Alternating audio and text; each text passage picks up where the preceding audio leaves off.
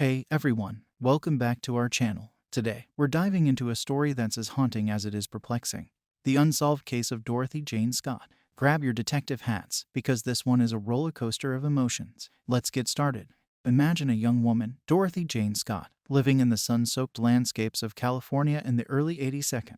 She was the epitome of kindness, a radiant soul who would light up any room she walked into. A single mother, her world revolved around her toddler son, Sean. Her love for him was so palpable that it could almost be touched. She worked hard, not just to make ends meet, but to provide a life full of love and security for her little boy. But not everything was as serene as it seemed. Imagine the chill that ran down her spine when she first heard that voice on the other end of the phone. A voice that oscillated between a creepy whisper and a menacing growl, shattering the tranquility of her life.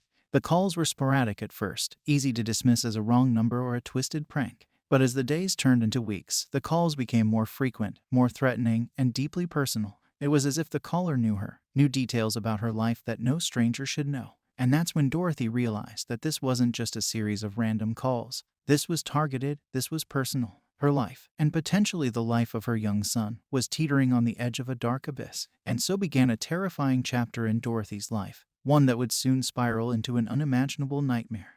Picture this. Dorothy is at her workplace, a sanctuary where she feels safe and focused. The phone rings, breaking the monotony of the day. She picks it up, expecting it to be a client or perhaps a call from her son's daycare. But what she hears sends a shiver down her spine. The voice on the other end is unsettling, a distorted tone that swings wildly between professions of undying love and chilling threats of violence. "I'm watching you, Dorothy," the voice would say, making her skin crawl. The voice was eerily familiar, like a forgotten melody that you can't quite place but know you've heard before. It haunted her, gnawing at the edges of her memory, but she couldn't identify who it was. She felt like a prey being watched, her every move scrutinized by eyes she couldn't see but could feel. And then came that fateful night. After another day of work, she walks to her car, and there it is, a single dead rose, lying gracefully yet ominously on her windshield. The message was clear. The stalker had escalated from calls to physical intimidation. The dead rose was like a dagger to her heart, a symbol of love twisted into a threat. It was a silent scream, a warning that said, "I can reach you, Dorothy, anytime I want." The weight of the situation sank in. This was no longer just creepy calls. This was a dangerous game where the stakes were her life and the life of her son. The fear was no longer just psychological, it was palpable, it was real. And Dorothy knew she was running out of time. It was a night like any other, or so it seemed. The office was buzzing with the usual chatter and clatter of keyboards. Dorothy was in a staff meeting, her mind partially on the agenda and partially on her young son waiting for her at home. But then, something caught her eye. Across the table, a co-worker's face was flushed, his eyes glazed over. He looked seriously unwell, almost as if he was about to collapse. Being the empathetic and caring soul she was, Dorothy couldn't just sit there. She nudged another colleague, and they both decided to take action. They drove their ailing co-worker to the hospital, cutting through the dark streets of the city, each lost in their own thoughts. Dorothy was probably thinking about how quickly life can change, how fragile it all is. But what she didn't know was that this simple, compassionate act would be her last. As they reached the hospital, the atmosphere was tense. Doctors quickly diagnosed the co-worker with a severe spider bite and said he needed immediate treatment. Dorothy and her colleague waited in the sterile, dimly lit hospital corridor, the clock ticking away, each second stretching into an eternity. Finally, the prescription was ready. Dorothy, ever the responsible one, volunteered to fetch her car from the parking lot to make it easier for their sick friend.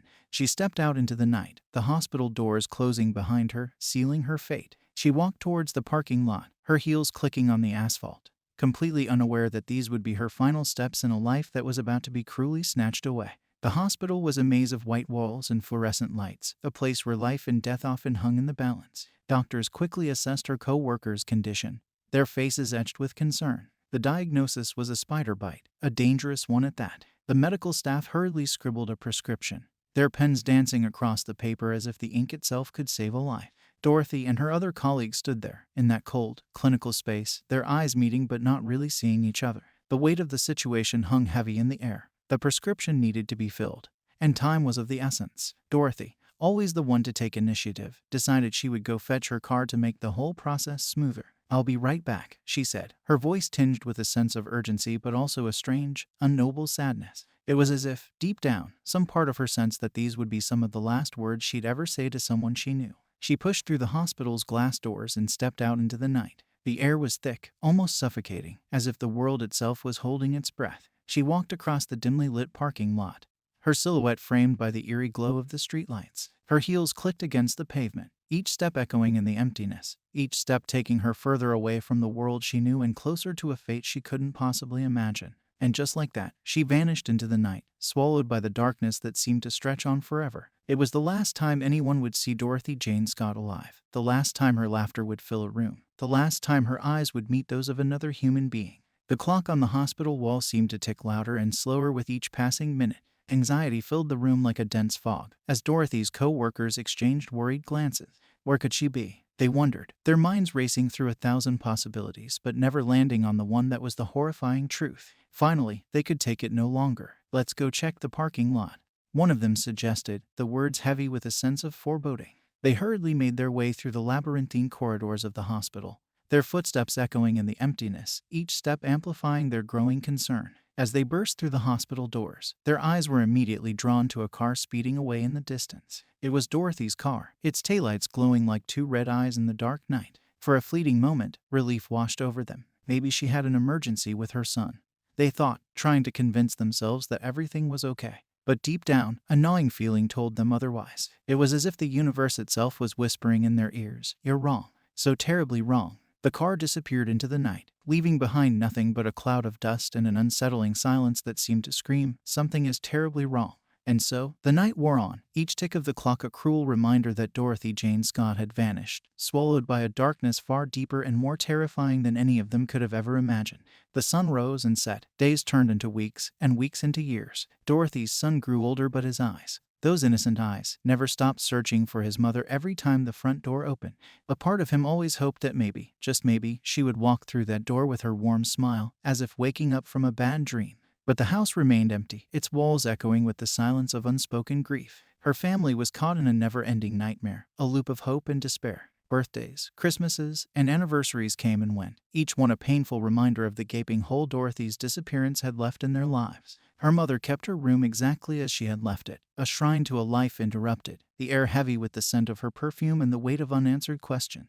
And then, one fateful day, a construction crew working on a new development stumbled upon something that would break the cycle of endless waiting. As they dug through the earth, their shovels hit something that didn't feel like dirt or rock. What they unearthed was a set of charred bones, a grim testament to a life cruelly snuffed out. The bones were sent for testing, and the results confirmed the family's worst fears. They were Dorothy's remains. The news hit the family like a tidal wave, drowning them in a sea of sorrow and finality. It was the answer they had been dreading, but at least it was an answer. Dorothy was gone, but the mystery of what happened to her remained, haunting them like a ghost that refused to rest. 4 years. That's how long Dorothy's family and friends had to wait for any semblance of closure. And when it finally came, it was in the form of a grim discovery that only deepened the mystery. Construction workers, who were probably looking forward to a regular day on the job, stumbled upon charred bones. The DNA tests confirmed it, they were Dorothy's. But here's where the story takes another dark twist. Alongside her remains were the bones of a dog. It's as if the universe decided this story wasn't haunting enough. Who could commit such an act?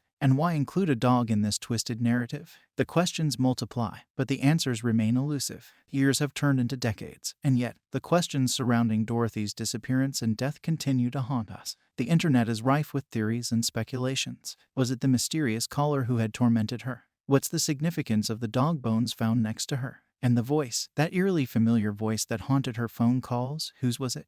These questions swirl around like dark clouds, and it seems the sun of truth is nowhere on the horizon. As we come to the end of this harrowing journey, I want to thank you for joining me in exploring the life and the unsolved mystery of Dorothy Jane Scott. It's a chilling reminder that some stories don't have neat endings.